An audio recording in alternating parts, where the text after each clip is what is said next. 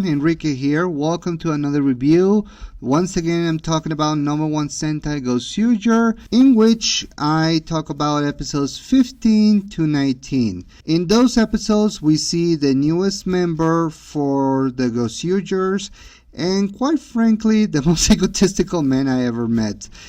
In this case, we are seeing the debut of Gozyu Polar, and how everything entails about him and his history with Tegasword. But for that, in order to see the origin, or at the very least the debut of Gozyu Polar, we have to go back to episode 15, in this case titled Stop the June Bride.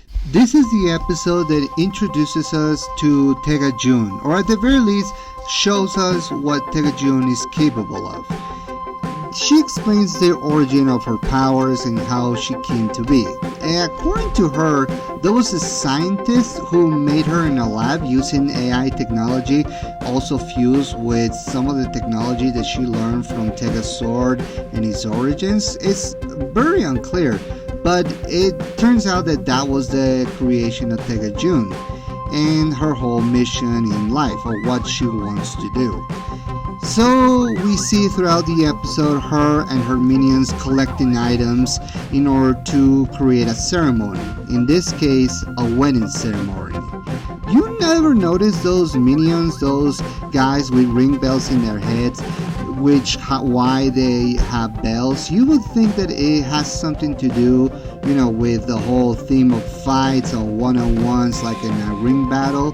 But in the case of Tega June, it's pretty much the idea of a wedding, that those guys are wedding bells essentially, and she wants to get married to Tegasword in order to create something to not only destroy the world, but to remake it into the image of the Bridens. So throughout the episode we see Fire Candle, Lady Bouquet, Sweet Shining Knife, and Sweet Cake collecting items from distinct places. We see Fire Candle alongside Hoeru in another job, and another odd job that Hoeru takes, and they collect an item from there, which is a candle. And let me tell you this, you don't want to get into a haunted house with Sumino, because she's not scared. In fact, she might even scare you for going inside with her. Jesus Christ, Sumino. Sometimes she doesn't shock me all the ways she acts, but hey, that's one of the reasons we love her, right?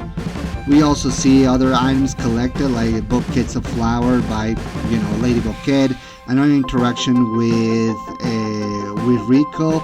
This is something that I never noticed before. Rico doesn't know that Lady Bouquet is one of the Bridens, one of the bad guys in quotations marks, and she doesn't know that he is Gozyu Leon, or that he's a pilot of Tegasword Blue.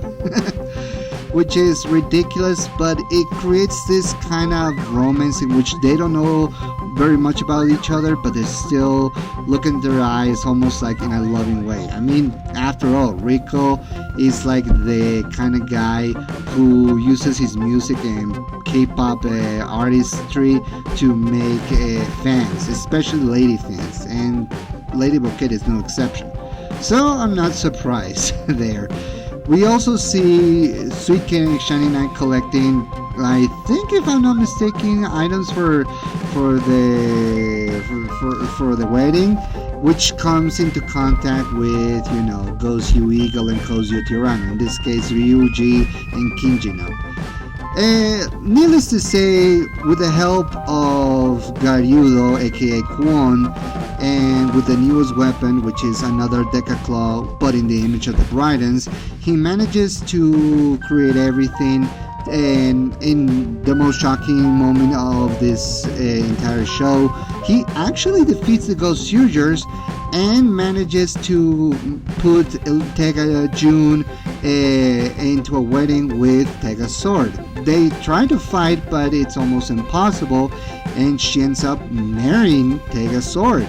And after that, she manages to create her own creation, what she calls Tega Naguru. her son and their son, both Tega Jun and Tega Sword, and she wins the battle and causes a destruction, which thing that ends the episode. And yeah, after that, it's a preview for the next episode, the debut of Gozyu Polar. Now, a couple of things that I need to say. It's, first of all, seeing Tega Jun engaging into a battle and knowing that she is more capable of fighting more than Tega Sword, it's shocking. Although I should say, they use CGI for the creation of Tega Jun. Later in episodes, we get a more real-life creation, or a real-life Tega Jun for the entire of the show, but still. But yeah, it's shocking to see how the Gozyuger lose to this battle, but it causes a creation of something that they didn't expect. Now, the idea of Tega Jun is to use the majority of the rings that Garyudo has collected in order to create the wedding, create Tega Naguru, and basically destroy the world and remake it into the image of the Bridens. But that's not what ended up happening, and leads us to episode 16. This is where we almost see like a redo of episode 1, only instead of Hoeru saving the day, it's instead another guy, the user and the newest hero of Gozyuger, Kumade Mashiro, the newest Gozyuger member, a.k.a. Gozyu Polar. And he saves the day, makes Hoeru look bad, and he doesn't have memories of what happened. And this leads us to the opening credits, which is a different one. It's using the Gozyu Polar theme, but it's actually one of my favorite themes of this entire show. I'm serious. This is the one that I listen the most, and it's honestly very catchy and very amazing, to say the least. I mean, don't get me wrong, I love the opening of Gozyuger, but it feels more like a theme thing. This one is more like a messiah thing, and they said in the lyrics that this guy, Kumade Mashiro, is a messiah, and he's there to save the day. And we're gonna learn why in this episode. But yeah, this is our introduction to Gozyu Polar, and with his trusted sidekicks, Kuma. He's talking kind of toy bear who delivers a lot of receipts to the people who saves, that he saves, and it's a lot of yens. I mean, Jesus Christ. He charges Hoeru with a lot of yens. And after that, Hoeru, with the help of Gozyu Polar, recovers his memory. And it turns out that, yeah, the ceremony happened, but it didn't end up the world. If anything, it ended up causing a glitch in the system, in the entire world. The 4 members of Gozyuger all had different personalities and lives, except for Hoeru, who he talks to Tega Sword in normal size.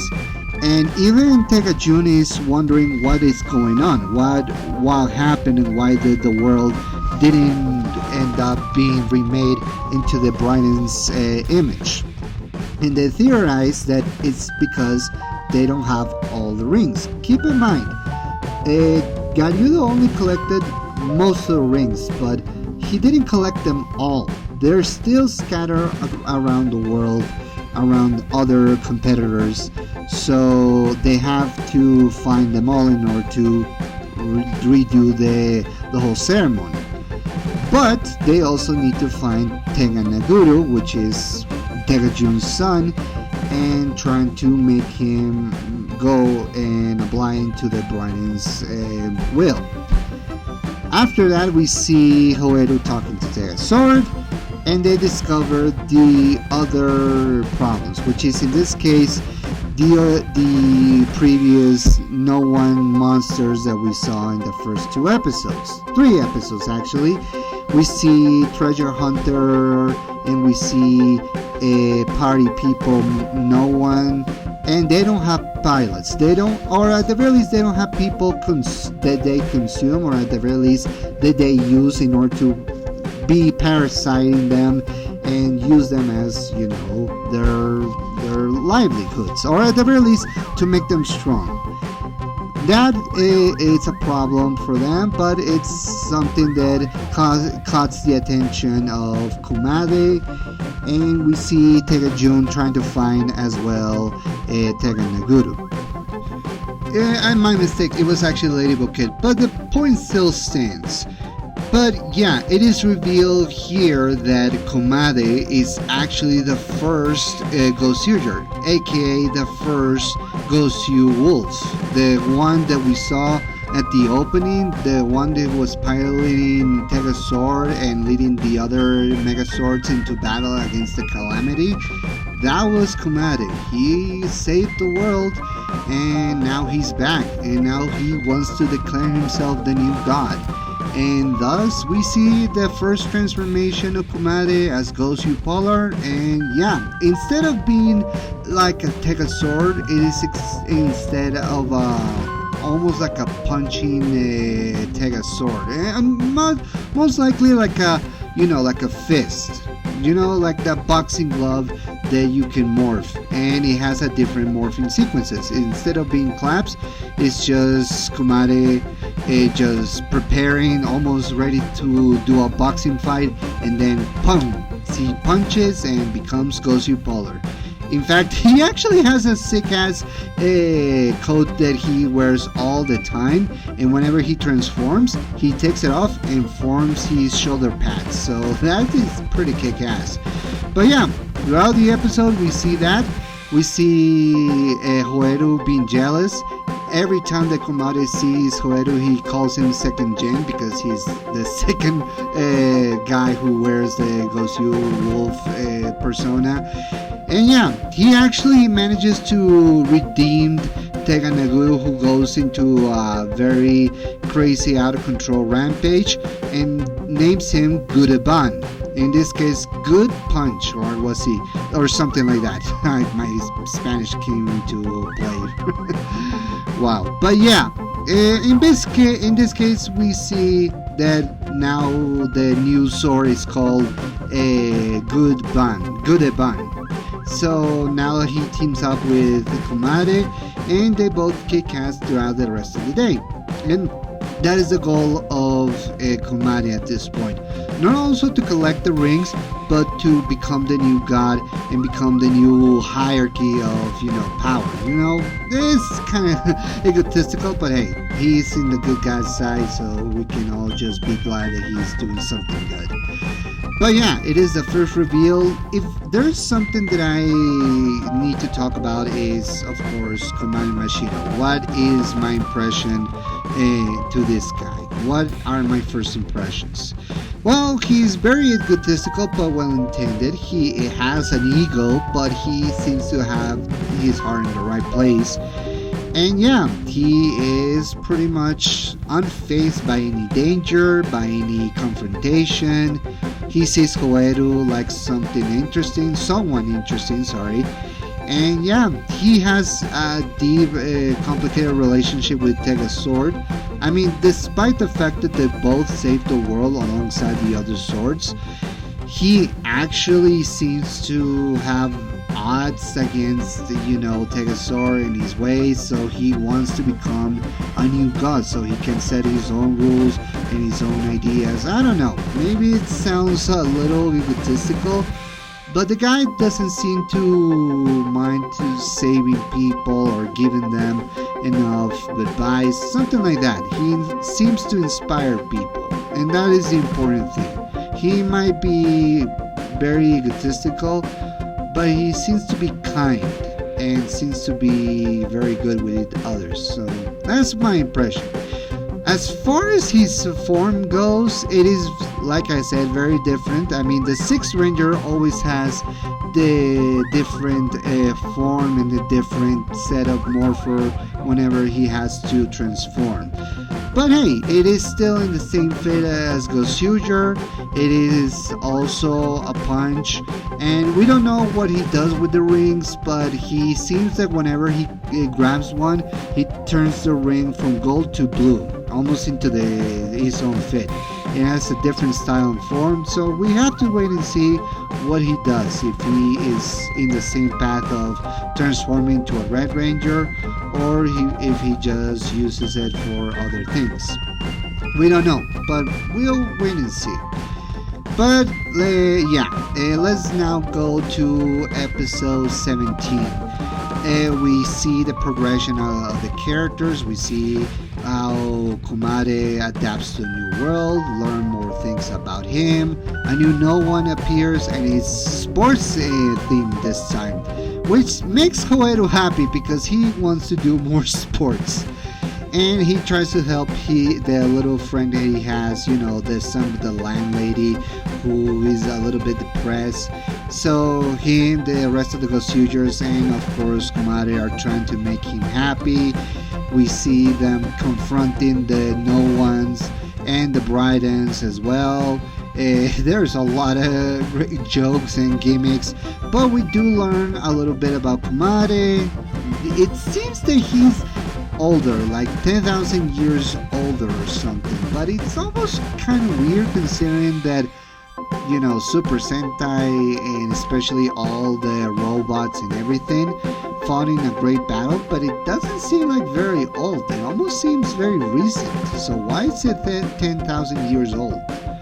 I don't know. I stopped thinking about the logic about time in both Power Rangers and Super Sentai, as well as other dimensions in continuity. It will make someone like Linkara go insane, but hey, maybe some people are more accepting than others. But yeah, we see fight, we see more action, we see that both Sumino and Kinjino have their own, acquire some rings. In the case of Kinjino, we see that he acquire and use the ring of Kirameja from the Sentai Machine Sentai Kirameja. And he uses it for the battle as well. We see more of Gudabon fighting and being more friends with Kumade Mashiro. And yeah, overall just another bottle episode, learning a little bit more about Kumade and his motivations. And also see more of a hilarious hijinks with the sports no one, and how the other Gozyugers have to fight him and find ways to beat him into his own game. Then we get to episode 18. Episode 18 is a murder mystery in which a detective no one monster is trying to resolve a mystery in the cafeteria that all the Gozyuger members are passing by and always spend time in. This is also the place where they do confession rooms. There's separate videos about that, but those are my favorites. I always watch a Gozyuger confession room. But nonetheless, there has been a murder of one of the members of the Bridens, one of those ring generals with the gold head, with the gold ring bells in their heads. It's been a murder, and they're trying to figure out what's going on. And who can break it but none other than Sumino Ichikawa, the Gozyu Unicorn. This is probably the first time we ever see Sumino exercise her detective skills against another one and resolve the case of the murders, which is honestly fun, and it showcases how Sumino processes information and how she figures out everything in a couple of minutes. I'm not gonna reveal the twist ending, but it is pretty interesting to see and pretty hilarious as well. But nonetheless, she manages to fight the detective no one using the go on your ring. And yes, but at the end of the episode, we see that in the middle of this all fight, we see that Kwon using the rings that he acquired. He uses the black dye Zyujin that we saw in episode 10 in order to create other combinations. In this case, using other parts from other robots. In the case of him, he uses Gozyuger, Shinkenger, and Gao Ranger in order to form a different combination for the black dye Juzin. Which leads us to episode 19 and the discovery of something that is in the past of Hoeru. And episode 19, we see still a confrontation and differences not only between Hoeru and Kumade, but also between Gudabon and Tegasword. There is still some differences between them. Of course, Gudabon being the son of Tegasword and still figuring out who he is and what he wants, but he knows that he wants to follow Kumade no matter what, despite the hesitation from Tegasword. We also see a little bit of a rivalry between Hoeru and Kumade, but it's not the entire show, the entire episode actually, because this episode actually focuses on Hoeru encountering Miss Mine, the woman that we saw at the beginning. Remember that woman that told Hoeru as a kid that he should suppress his heart, not make any wishes, which causes Hoeru to trying to find out what kind of wish he wants to have, and still figures out until this day? Well, turns out that Miss Mine is still alive, and she seems very happy to see Hoeru, and in a weird way, and this is something that I'm still a little bit weird about, but Miss Mine and Hoeru have a little bit of a romantic date, and Hoeru doesn't know how to take this because this is the first time that he sees Miss Mine, and he hasn't seen her for a long time, and we don't know what happened. We don't know the circumstances of how she appeared, how she ended up in the human world. All we know is that she wants to spend her day with Hoeru, and this causes the rest of the Gozyuger members to appear and try to help Hoeru on his date. I mean, another time that we see Sumino interfere because, you know, meddler number one. And not only her, but also Kinjino, Riko, and Ryoji trying to help Hoeru throughout the entire episode with his date. Like, what is going on? I'm not gonna lie, let me tell you something, guys. I'm very awkward with romantic comedies and romantic scenes because I always feel something wrong is gonna happen, something weird is gonna happen, something awkward is gonna happen. Like, it's just the awkwardness, the sense of something is gonna go wrong or something is gonna be very cringy for me to watch. But I don't know.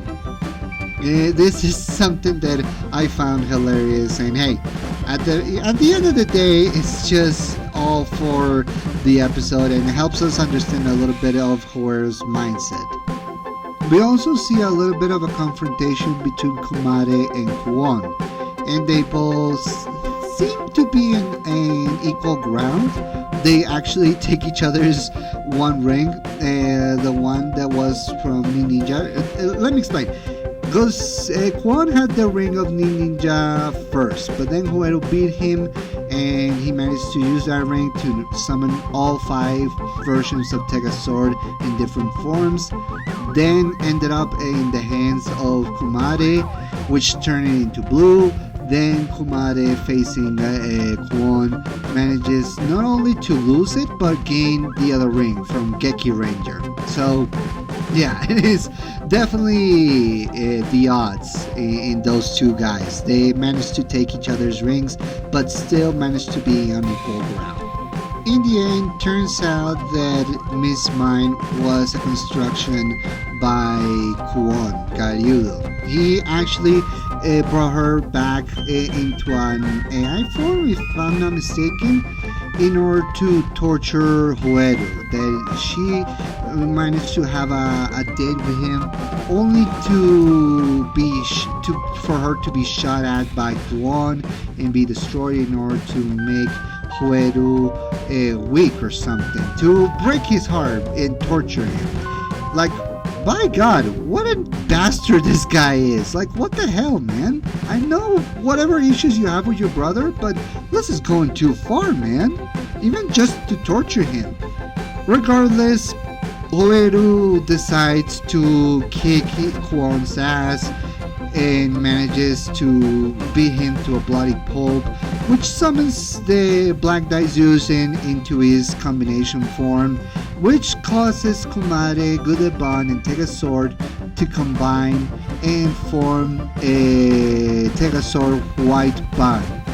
In this case, using that formation to defeat the Black Daijujin and defeat Kwon for the moment.